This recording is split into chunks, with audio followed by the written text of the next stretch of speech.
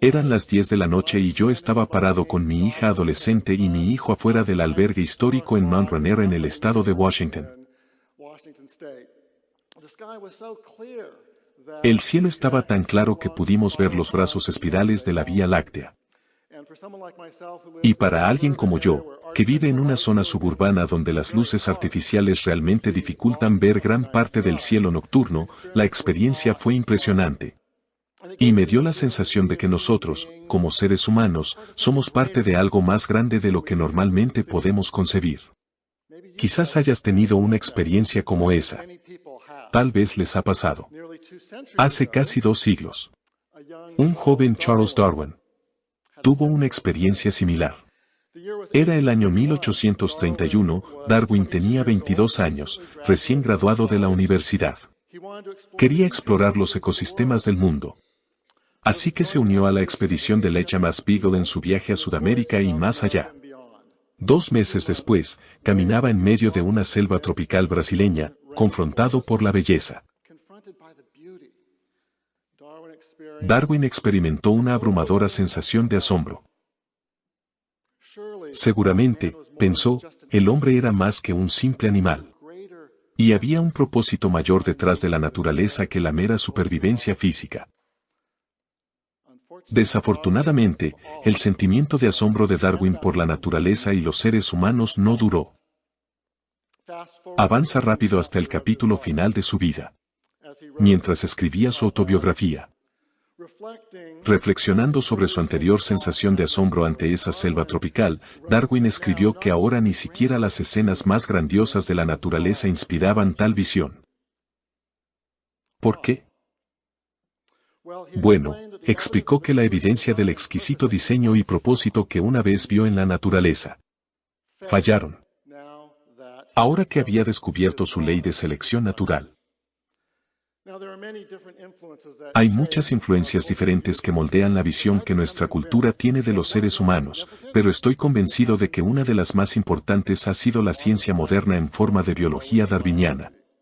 La teoría de Darwin no es solo un ejercicio académico, tiene implicaciones en el mundo real sobre cómo entendemos nuestro mundo y a los demás. Y hay una especie de lógica en nuestra conferencia de hoy. En mi charla y en la charla de Steve Mayer y en nuestras sesiones matutinas, nos centraremos en por qué es importante y a qué apunta realmente la ciencia. ¿Son realmente o no contrarias la ciencia y la fe? Y luego, después del almuerzo, seguiremos tratando esos temas, pero profundizaremos más en áreas específicas de la ciencia que en realidad apuntan a una reconciliación entre la fe y la ciencia. Pero el propósito de mi charla en particular es convencerte de que no se trata solo de una torre de marfil, que las ideas tienen consecuencias y las ideas de Darwin han tenido consecuencias significativas para nuestra cultura y para tu vida, incluso si no lo sabes. Pero para comprender plenamente el impacto de las ideas de Darwin, creo que debemos comprender los 2 aspectos principales de su teoría. Primero, Darwin propuso que todas las criaturas, incluidos los humanos, descendían con modificaciones de un organismo primordial simple original. Segundo, Darwin propuso que los seres humanos y el resto de la naturaleza fueron producidos por un proceso de selección natural o supervivencia del más apto que actúa sobre variaciones aleatorias de la naturaleza. Se suponía que este proceso de selección natural era ciego y no guiado. Se puede creer en una forma guiada de evolución, y mucha gente lo ha hecho a lo largo de los últimos 100 años, pero esa no era la teoría de Darwin. Y esa no es la teoría dominante de la evolución aceptada hoy por la mayoría de los biólogos evolucionistas. Para Darwin y muchos otros, el primer aspecto de su teoría, la descendencia común, sugería que no había una diferencia fundamental entre los seres humanos y el resto de la naturaleza. En palabras del filósofo darwiniano Peter Singer de la Universidad de Princeton, Darwin demostró que somos simplemente animales. Según una encuesta del 2016, el 45% de los adultos estadounidenses, cerca de la mitad, el 45% cree que la evolución muestra que los seres humanos no son fundamentalmente diferentes de otros animales. El segundo aspecto de la teoría de Darwin sugería que no somos la creación intencional de un creador amoroso, sino el producto no intencional de un proceso ciego y sin propósito. En palabras del fallecido paleontólogo de Harvard, George Gaylord Simpson, el hombre es el resultado de un proceso natural y sin propósito que no lo tenía en mente. Y el proceso darwiniano no solo fue ciego, sino que también fue despiadado. Los seres humanos, según Darwin, adquirieron sus capacidades más elevadas, no porque esas capacidades fueran planeadas por un creador benéfico, sino porque la selección natural los mató sin piedad. Los que no estuvieron a la altura. No se puede enfatizar lo suficiente que Darwin consagró la muerte y la lucha por la existencia como los grandes motores del progreso. Como escribió en su libro sobre el origen de las especies. Así, de la guerra de la naturaleza, del hambre y de la muerte. A esto le sigue inmediatamente el objeto más elevado que somos capaces de concebir, es decir, la producción de los animales superiores. Piénsalo. Guerra, muerte, hambre, lucha, de ahí provienen todas las cosas buenas que experimentamos en la cosmovisión darwiniana. Esta cosmovisión ha impactado la comprensión que nuestra cultura tiene de la persona humana en al menos 3 formas clave. Primero, en la erosión de la santidad y el valor de la vida humana. Nuestra nación acaba de celebrar otro aniversario de leyes del aborto. Creo que ayer hubo más de 100,000 personas en Washington, marchando por ese tema. Hay muchas conexiones entre la teoría darwiniana y la devaluación de la vida. Pero quiero mencionar un ejemplo histórico y luego discutir la forma en que el pensamiento darwiniano todavía nos impacta hoy. El ejemplo histórico es el racismo científico. Charles Darwin no fue el primer racista del mundo, y fue mejor que cualquier racista en el sentido de que se opuso a la esclavitud. Sin embargo, Darwin ayudó a alimentar una forma virulenta de racismo al proponer esa selección natural, que era una explicación científica de por qué deberíamos esperar diferencias significativas entre lo que él llamó hombres de distintas razas. Además, Darwin sostuvo que la ruptura en la historia evolutiva entre los simios y los humanos se produjo, en sus palabras, entre el aborigen negro o australiano y el gorila. Por tanto, en su opinión, los negros eran los seres humanos más parecidos a los simios. La visión de Darwin inspiró a toda una generación de científicos, como uno de sus corresponsales, llamado Ernst Haeckel, que se preocupó por intentar utilizar la evolución para clasificar las razas según su supuesta historia evolutiva. Y si realmente miras hacia arriba, verás un diagrama que apareció en innumerables libros de texto de biología a principios del siglo XX y que se deriva de Ernst Haeckel. Y si lo ven, en la parte superior tienen al varón nórdico, que está en la cima de la escalera evolutiva, y luego, en la parte inferior, ven estas criaturas parecidas a simios. Nota en el medio, y este fue en realidad el punto de Haeckel para este diagrama, que la brecha entre el ser humano más bajo y el ser humano más alto era mucho mayor que la brecha entre el simio más alto y el ser humano más bajo. Piénsalo. La brecha entre el humano superior y el humano inferior es mucho mayor que la brecha entre el simio superior y el humano inferior, en opinión de Haeckel, desde una visión biológica darwiniana. Por cierto, esto no es cierto, pero pensemos en el impacto que tendría en generaciones de escolares que crecen aprendiéndolo. Este tipo de racismo darwiniano tuvo un impacto terrible en el mundo real sobre el colonialismo occidental en África, especialmente en la política alemana en el suroeste de África a principios del siglo XX, como lo mostré en mi película La biología del Imperio Alemán.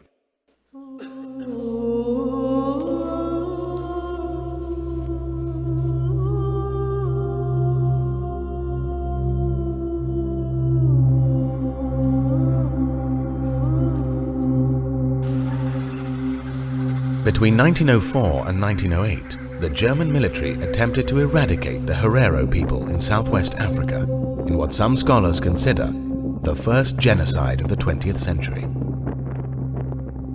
On October 2nd, 1904, General Lothar von Trotha issued what became known as his extermination order, declaring that the Hereros either had to leave German southwest Africa or face extinction. Herero men would be executed, and Herero women and children would be driven into the desert where they would die of starvation or dehydration. Von Trotha justified his extermination campaign by an explicit appeal to social Darwinism, telling one newspaper that human feelings of philanthropy could not override the law of Darwin's the struggle of the fittest. When von Trotha's extermination campaign provoked a backlash in Germany, a new plan was developed to move the remaining Hereros to concentration camps, where many more would ultimately die from malnutrition, disease, and exhaustion. In these death camps, the Hereros were subjected to medical experiments by German doctors, and their skulls were collected for shipment back to Germany to be studied by experts in racial science. By 1908, it's estimated that more than 80% of the Herero people had been eliminated from German Southwest Africa. Back in Europe, meanwhile, German military leaders prepared for the next conflict on their continent. Eso fue décadas antes del ascenso de Hitler. Lo que ocurrió en el suroeste de África alemán fue horrible, pero también hubo impactos del racismo darwinista aquí en Estados Unidos. En Estados Unidos, las restricciones a la inmigración en la década de 1920 se idearon en cooperación con biólogos darwinianos que decidieron que ciertas razas estaban más abajo en la escala evolutiva y debían mantenerse al margen. El zoológico del Bronx en la ciudad de Nueva York exhibió a un hombre africano en una jaula con un mono como eslabón evolutivo perdido entre humanos y simios a principios del siglo XX. Esterilizamos a 60.000 mujeres contra su voluntad en nombre de la eugenesia, un esfuerzo por rehacer a la humanidad aplicando los principios de la biología darwiniana a la reproducción humana. La eugenesia es promovida por destacados biólogos evolutivos de Harvard, Princeton, Yale, la Universidad de Texas, Columbia, Stanford y la Academia Nacional de Ciencias. Hoy en día, la biología darwiniana todavía se utiliza para devaluar la vida en el área del aborto. Tanto científicos como activistas durante las últimas décadas han apelado a la teoría darwiniana para justificar la afirmación de que los bebés en el útero no son completamente humanos. Invocando una idea conocida como recapitulación embrionaria, estos defensores del aborto argumentan que los bebés humanos repiten la historia de la evolución a medida que se desarrollan en el útero. Pasan por una etapa de pez, una etapa de mamífero inferior y más antes de alcanzar finalmente el estado de ser humano. Por lo tanto, si abortas a un bebé mientras todavía está en la etapa de pez, no es más inmoral que matar un pez. La recapitulación embrionaria es ciencia basura y ha estado desacreditada incluso entre los biólogos evolucionistas durante décadas. Eso no ha impedido que algunos de ellos, incluidos los miembros de la Academia Nacional de Ciencias, como hablo en mi libro El Día de Darwin en Estados Unidos, promuevan esta ciencia basura como defensa del aborto. Tampoco ha impedido que el argumento sea invocado repetidamente en la esfera más popular por personas como, por ejemplo, el fallecido periodista Christopher Hitchens en su libro más vendido de hace unos años. El darwinismo también alimenta la cultura de la muerte de maneras más sutiles. Prominentes darwinistas creen que los humanos no son inherentemente más valiosos que cualquier otro animal. Así como tratamos a los animales, deberíamos tratar a los humanos. Jerry Cohen, de la Universidad de Chicago, es uno de los biólogos evolutivos más destacados de Estados Unidos. Ha defendido en su blog la legalización del infanticidio de bebés con defectos de nacimiento o discapacidades. Escribió esto como explicación: después de todo, practicamos la eutanasia a nuestros perros y gatos. Si prolongar sus vidas sería una tortura, entonces, ¿por qué no extender eso a los humanos? Coyne reconoce que la razón por la que no lo hacemos es porque nuestra visión de los seres humanos es realmente diferente a la propuesta por el darwinismo. Y que el darwinismo aún tiene que superar este desafío de esta visión diferente del ser humano. Él escribió esto: la razón por la que no permitimos la eutanasia de recién nacidos es porque los humanos son vistos como especiales, y creo que esto proviene de la religión, la visión de que los humanos, a diferencia de los animales, están dotados de alma. Cuando la religión desaparezca, como sucederá, lo mismo ocurrirá con gran parte de la oposición a la eutanasia de adultos y de recién nacidos. Esta misma devaluación darwiniana de la vida humana se puede encontrar entre un número creciente de activistas de nuestra sociedad a quienes simplemente se les puede llamar antihumanos. Today, Darwinian ideas influence the views of many of the most strident anti-human activists.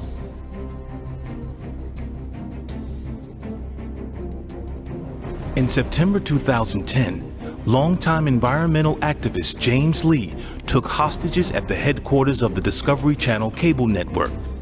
Lee demanded that the Discovery Channel change its programming to highlight what he regarded as the planet's biggest enemy, humans. In his list of demands, Lee called on the Discovery Channel to talk about evolution. Talk about Malthus and Darwin until it sinks into the stupid people's brains.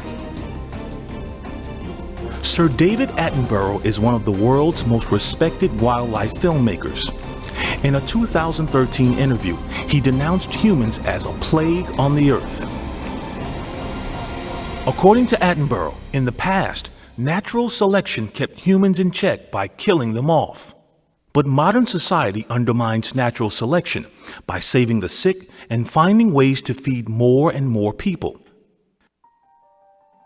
Other activists today invoke Darwinian ideas in order to deny that humans have special value. Christopher Maines was an early leader in the influential environmental group Earth First. In his book, Green Rage, he argues that evolution means there is no basis for seeing humans as more advanced or developed than any other species. According to Maines, human beings are not the goal of evolution because evolution has no goal. In his words, evolution simply unfolds, life form after life form, and Darwin invited humanity to face the fact that the observation of nature has revealed not one scrap of evidence that humankind is superior or special, or even particularly more interesting than, say, lichen. The use of Darwin's theory to debunk human dignity spans the ideological spectrum. Princeton University bioethicist Peter Singer is author of the book A Darwinian Left. Singer claims that the life of a newborn baby is of less value than the life of a pig, a dog, or a chimpanzee. And where does Peter Singer get this from? He's told us. In an interview, Peter Singer made very clear that his view was going back to Darwin. He said, Darwin really showed us that human beings aren't special. We're not sort of separate from the rest of nature. We're not unique. And so that we shouldn't be treated that way. And so this idea that there's something special or unique about human beings and that human beings deserve special treatment really is undermined by Darwin in Peter Singer's view. The same dismissal of human uniqueness can be found among some on the right. John Derbyshire was a longtime writer for the conservative journal National Review. In 2012, he was dismissed after writing an article for another publication, arguing that blacks are more antisocial and less intelligent than whites.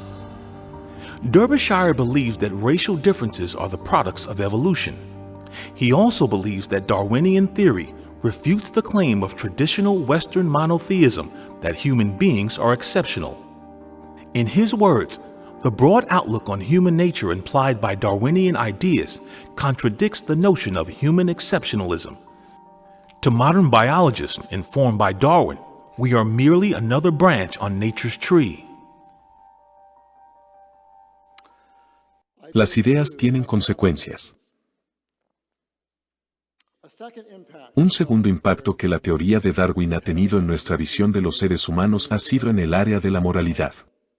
En su libro, El origen del hombre, Darwin describió la moralidad no como algo permanente o trascendente, sino simplemente como aquellos comportamientos y creencias favorecidos por la selección natural porque promovían la supervivencia física bajo un conjunto determinado de circunstancias.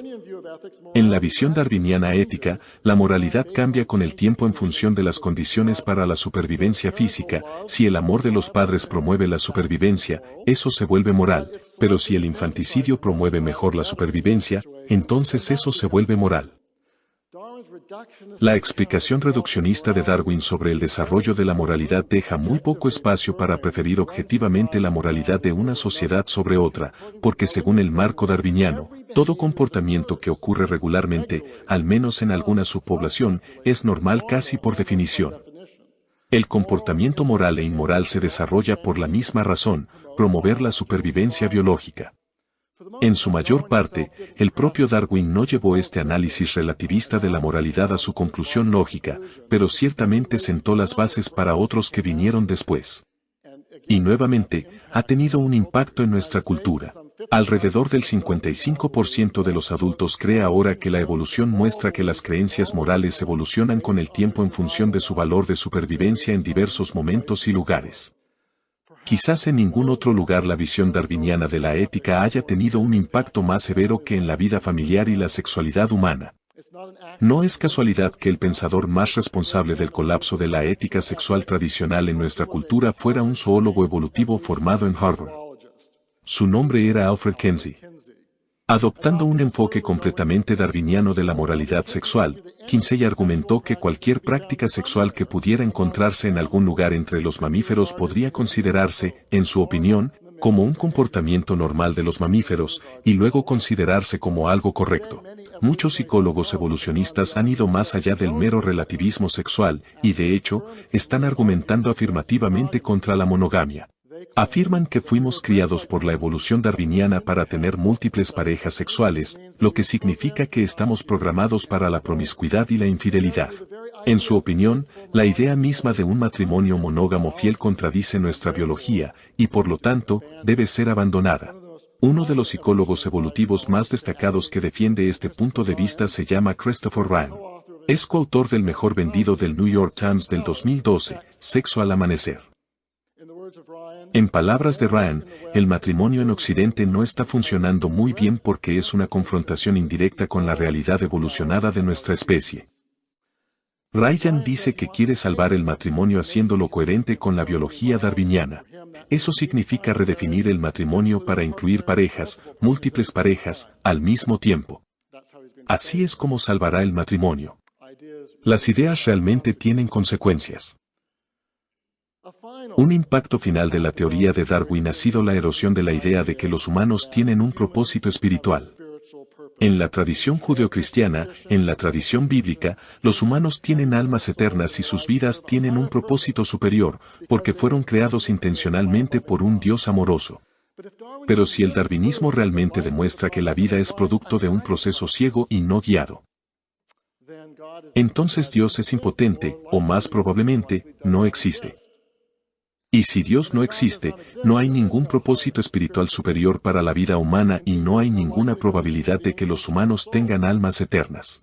No debería sorprender que según una encuesta realizada por investigadores de la Universidad de Cornell a científicos en el campo de la evolución, el 87% niegue la existencia de Dios y el 88% no crea en la vida después de la muerte. La afirmación de que la ciencia de alguna manera refuta la existencia de Dios o la realidad del aspecto espiritual de la vida humana puede tener consecuencias tremendas. En el 2013, la Radio Pública Nacional publicó un artículo sobre por qué los jóvenes están abandonando la fe en Dios. Entre otros, entrevistaron a un veinteañero que dijo, no creo en Dios, pero sí me gustaría. Pero mirando a los hechos, la evolución y la ciencia, dicen que no hay ninguna. Incluso aquellos que no pierden su fe en Dios debido a la teoría darwiniana pueden renunciar a su creencia en un Dios activo y todopoderoso. Por lo tanto, es cada vez más popular entre algunos defensores cristianos de la evolución afirmar que debido a que la evolución es un proceso no guiado, Dios mismo no la guía.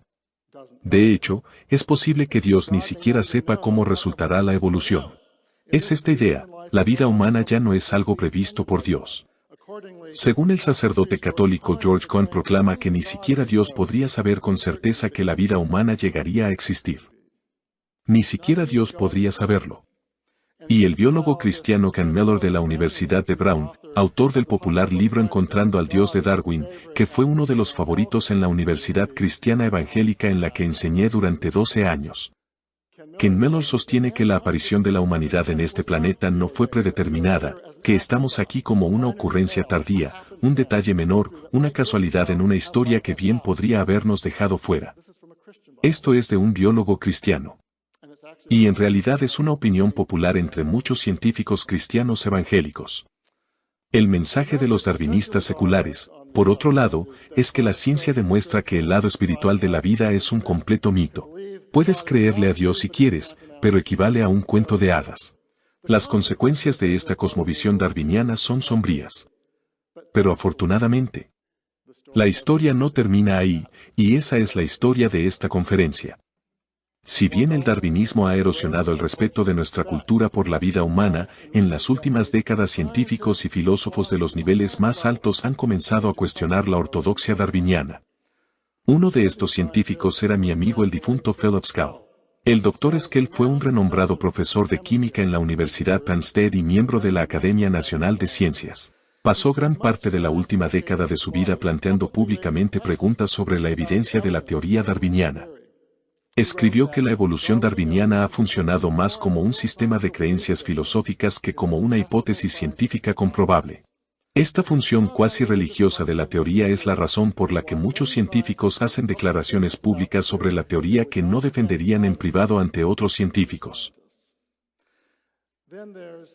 Luego está el filósofo ateo Thomas Nagel, quien en el 2012 publicó un libro en Oxford University Press titulado Mente y Cosmos, porque la concepción materialista neodarwiniana de la naturaleza es casi con certeza falsa. Sin duda, Nagel sigue siendo ateo, pero después de examinar la evidencia no se ha convencido en absoluto que las explicaciones darwinianas sobre la mente, la moralidad y la vida misma son válidas. De hecho, considera que el darwinismo es, en su opinión, un triunfo heroico de la teoría ideológica sobre el sentido común. Y concluye que la visión darwiniana del mundo está lista para ser desplazada. Pero no se trata solo de que los científicos y filósofos estén cuestionando la teoría de Darwin como nunca antes. La ciencia misma está revelando evidencia sorprendente de que la vida es producto de un diseño inteligente y no de un proceso no guiado, algo que estaremos analizando durante todo el día. La ciencia ha ido arrojando luz sobre cómo los humanos son verdaderamente especiales en este cosmos. Uno de mis colegas del Discovery Institute es el biólogo australiano Michael Danton. Michael tiene un doctorado en medicina de la Universidad de Bristol y un doctorado en bioquímica del King's College de Londres.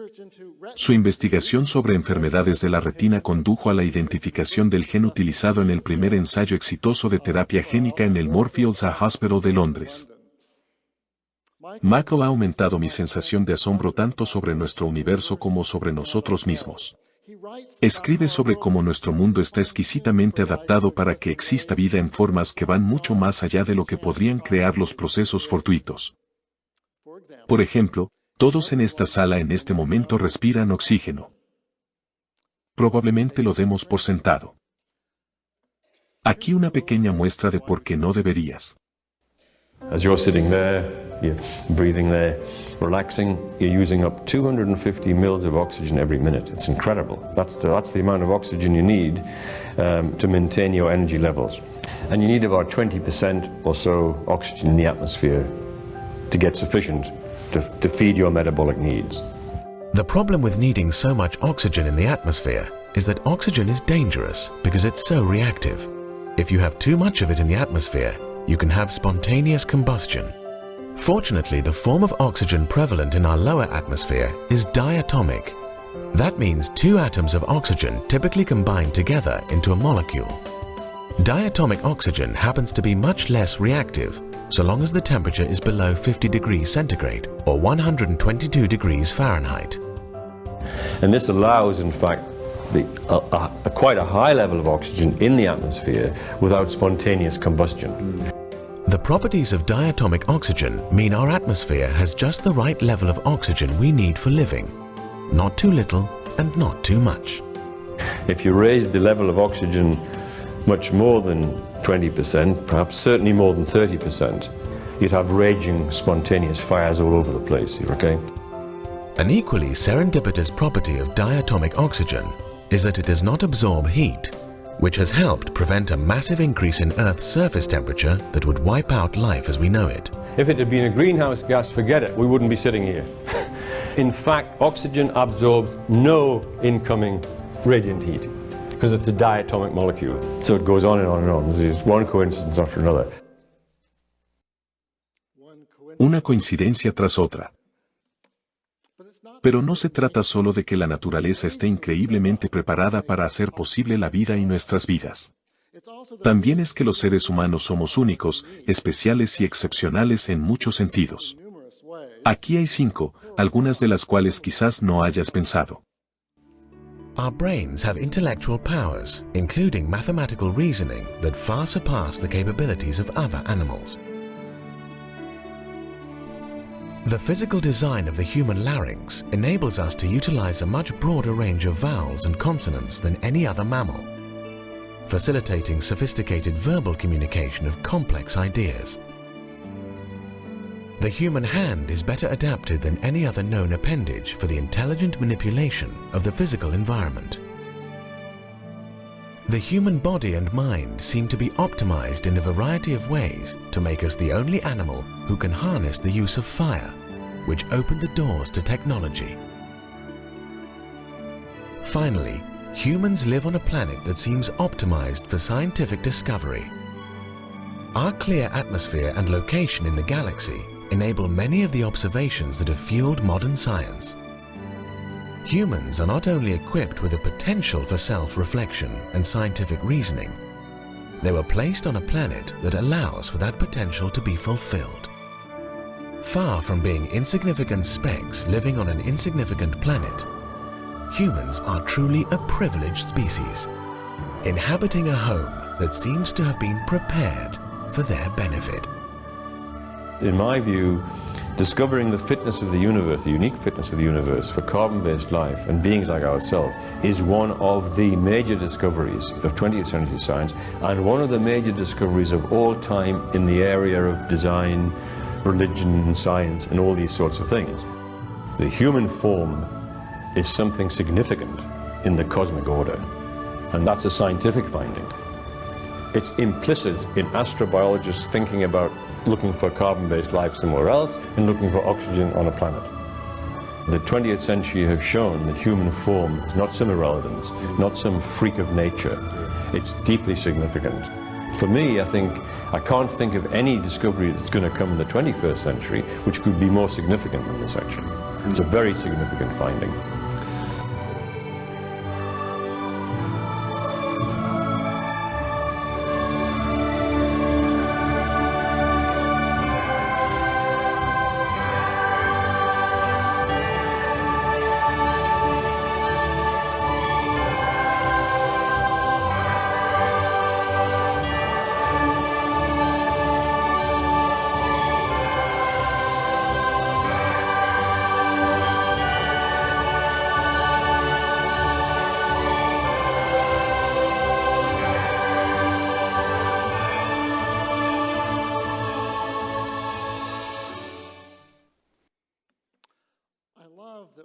Me encanta que lo que la ciencia darwiniana intentó quitarle a la humanidad, nuevos descubrimientos en las ciencias lo han ido restaurando. Y cuando las personas se encuentran con estos descubrimientos por primera vez, pueden cambiarles la vida. Cada verano en Seattle, el Discovery Institute reúne a estudiantes de pregrado y posgrado de todo el mundo. De África, Asia, Norteamérica, Sudamérica, de Europa. Vienen a estudiar la evidencia convincente del diseño en la naturaleza. Y cada verano vemos cómo la evidencia real de la naturaleza, no la evidencia falsa que ofrece la ideología darwiniana, la evidencia real de la naturaleza puede dar un salvavidas a aquellos a quienes se les ha dicho, solo somos los productos ciegos de un proceso ciego que no te tenía a ti ni a mí en mente. Un alumno de nuestro programa de verano es ahora becario Fulbright en una de las principales universidades de investigación de Estados Unidos. Compartió con nosotros cómo creció amando la ciencia. En realidad estaba en otro país que no nombraré. Pero creció amando la ciencia hasta que comenzó a estudiarla en una universidad de su país de origen, donde sus profesores le dijeron repetidamente que el universo material es todo lo que existe. Y que la ciencia demuestra, según sus palabras, que somos el resultado de accidentes sin propósito. Entonces se topó con uno de nuestros videos en línea en el que aparecían algunos de mis colegas. Y entonces este estudiante, este joven dijo, y lo cito, por primera vez en mi vida. Por primera vez en mi vida, la ciencia no significa para mí materialismo. Y comencé a ver la firma de un diseñador. Espero que hoy te pase lo mismo. Gracias.